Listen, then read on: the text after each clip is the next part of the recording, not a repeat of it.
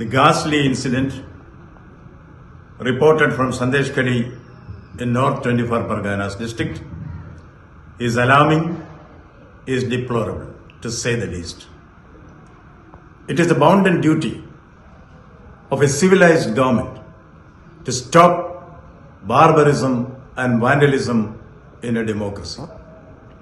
If government fails in its basic duty, then the Constitution of India will definitely take its course. As governor, I reserve all my constitutional options for appropriate action at the appropriate moment.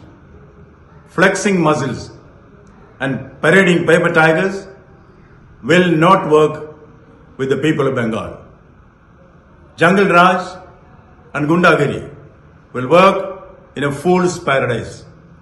Bengal is not a banana republic.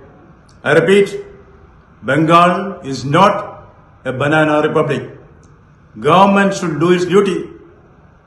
Those who think they can rule through dawns and soon will they find themselves to be Don Quixotes.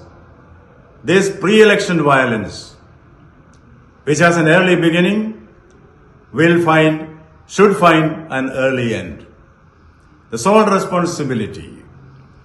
responsibility for wanton violence in society lies with the government.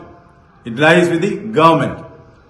Government may better open up its eyes and see the reality and act effectively to face the consequences. The ostrich-like attitude of the police who pretend not to see the reality around, not to see the lawlessness around should go.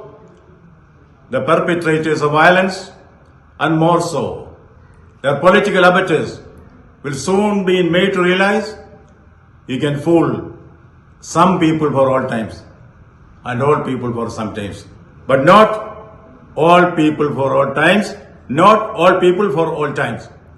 It is high time that we call stops to violence and hooliganism. In Bengal, violence will come to an end.